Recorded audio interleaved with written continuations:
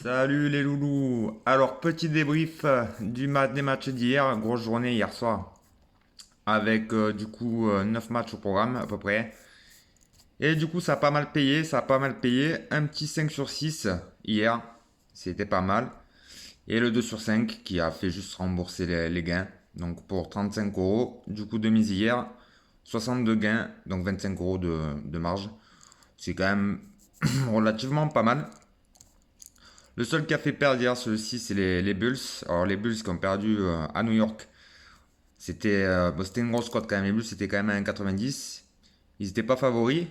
Bon, contre une équipe des Knicks bon, qui finiront, je pense, dans les derniers cette année. Qui n'ont pas montré grand-chose. Mais ce qui était incroyable, c'est qu'ils gagnaient 98 à 10. 98 à 90. Et ils ont perdu 105 à 98. Et il restait 2 minutes et demie. Mais ils n'ont pas marqué un point en 2 minutes et demie. Ce qui est quand même assez étrange. Donc 2 minutes et demie, ils ont pris un 0,15. Ça a été quand même une stat quand même assez incroyable. Assez incroyable pour les Bulls, du coup, c'est le seul qui a fait perdre sur le 6. Mais bon, au final, si on regarde la journée d'hier, c'était plutôt rentable. Voilà, 25 euros de gain en sec, donc c'est plutôt correct. C'était plutôt correct. Donc voilà, ça c'est le petit débrief d'hier. Il y a pas mal de choses à voir hier. Il y a pas mal de choses. Pas mal de choses intéressantes. Et ce qui va surtout servir de passerelle, c'est le match des Hawks qui m'ont impressionné hier, qui ont perdu contre Philly, mais qui ont été impressionnants. Pour moi, ils m'ont vraiment impressionné et ils rejouent ce soir. Donc du coup, ça va faire un peu la transition. Ça va permettre de parler aussi de match de ce soir. On verra ça tout à l'heure, mes petits débriefs des Hawks contre Philly, qui ont été quand même, qui ont fait un gros match. Mais Philly, qui finiront dans les premiers cette année, c'est quasiment évident, qui finiront sûrement en demi-finale de playoff, voire finale de playoff aussi. Mais ils n'ont pas à rougir, ils n'ont pas à rougir si c'est Hawk, et à mon avis, ça ira en playoff cette année. Je mettrai une petite piécette pour le voir en playoff. Ça ira chercher une place. Et à mon avis, on va revoir un Philly Hawk en playoff, au premier tour des playoffs, je pense. Parce que comme Philly finira dans les premiers, dans les trois premiers, quasiment sûr et certain, et les Hawks arriveront à chercher une petite place, on risque de les revoir au premier tour de playoff. Donc les Hawks, ouais, faut s'accrocher. J'ai bien aimé parce que ça me faisait rappeler un peu les Raptors l'année dernière. On aurait dit un peu les Raptors dans le style de jeu, tout ça, c'était vraiment impressionnant. Même les pom-poms qui ressemblent un peu aux Raptors. Aux Raptors, donc ça, c'est le petit clin d'œil, c'est quand même pas mal de similitudes. Même si les Raptors sont quand même largement au-dessus. Il ne faut pas non plus trop les comparer non plus. Mais c'est quand même une bonne base pour cette année où il y aura des belles cotes à prendre dessus. Par contre, l'équipe où vous êtes sûr d'être rentable cette année en jouant contre eux, ça c'est sûr et certain, ça sera les Sacramento. J'ai regardé le match, c'est vraiment une équipe, je ne les avais pas vu cette année encore. Ouais, c'est vraiment nullissime, hein, nullissime. Donc Sacramento, vous pouvez être sûr que toujours vous les mettez perdants à la fin de l'année, vous serez rentabilisé largement. Largement. Donc ça c'est pour le coup de cœur et puis un peu pour le coup de gueule. Donc les Hawks, bah, du coup, transition pour les matchs de soir, il n'y en a pas beaucoup, il n'y en a que 3, donc ça va pas être très long. Donc du coup les Hawks qui vont à Miami chez les Heat. Les Heat ont gagné les derniers matchs, les Hawks qui ont perdu hier, je l'ai dit, mais c'est vraiment de justesse parce qu'il a fallu un Embiid à 36 points quand même. À 36 points le petit Embiid qui du coup a mis les Hawks dedans, donc ça joue bien. Les Hawks ça joue bien, la cote de Miami est assez basse quand même, elle est à 1,27. Mais je pense que Miami chez eux, porté par leur public, ça les aidera. Les Hawks ils ont joué hier, peut-être un peu de fatigue aussi, un peu déçu d'avoir perdu le match. Même si ça veut rien dire, mais ouais, quand même, même si les Hawks ont quand même montré quelque chose, mais je vois quand même la victoire des Miami. De Miami ce soir, côté 1,27. Donc ça pour moi c'est la base. C'est la base, mais mes gros coups de cœur pour les Hawks à suivre et à mettre des piécettes tout au long de la saison pour eux. Ensuite, les Denver, les Nuggets qui ont battu justement les Sacramento hier, qui reçoivent aujourd'hui Dallas. Denver toujours invaincu. Qui reçoivent les Mavericks. Alors, la cote est pas très grosse, 1,40 pour les Nuggets et puis 2,95 pour Dallas. Alors, Dallas aussi qui fait un bon début de saison. Qui fait un bon début de saison avec leur serve et tout là-bas. C'est quand même assez similaire aussi, deux équipes assez similaires. Parce que Denver, ils ont Jokic, Dallas et ils ont l'autre là. pour Andy Kit, c'est pas mal aussi.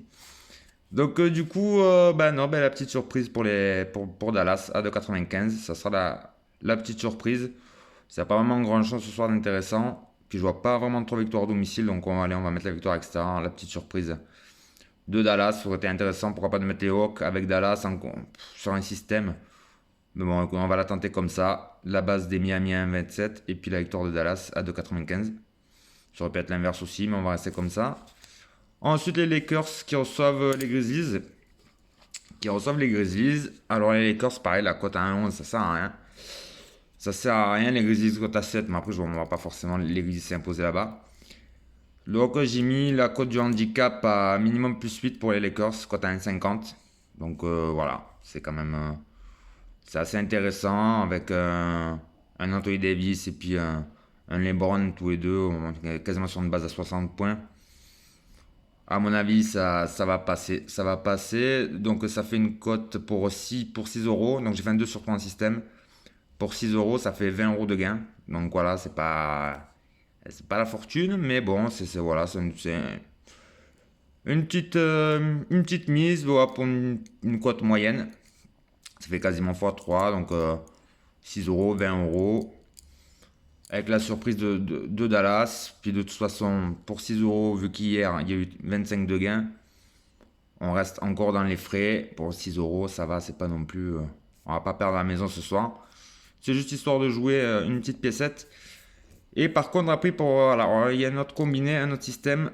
Alors, cette fois-ci, c'est performance joueur. Aussi, pareil, c'est un 2 sur 3. 6 euros aussi. Et là, ça serait 27 de mise. Alors, pour Dallas, j'ai mis Porzingis. Porzingis a au moins plus 19 points. Au moins plus 19 points, côté 1,60. Donc, il est en moyenne depuis le début de sa carrière à 26 points de moyenne. Donc là, 19 points, ça me paraît largement jouable. Cote à 1,60 pour Porzingis chez les Dallas. Ensuite, chez les Hawks, qui fait un excellent début de saison, c'est le Young, le petit Young là. Pareil, il est en 34 de moyenne, parce que dans les matchs, il a mis 31 points. Donc pareil, à plus 24 pour Young à 1,80. Donc voilà, 1,80 la cote pour Young à plus 24 ce soir à Miami. Porzingis plus 19, 1,60. Et le dernier, le meilleur pour la fin. Alors j'avais vu jouer là, c'était plus quand, je sais pas, c'était avant-hier, ce week-end c'était.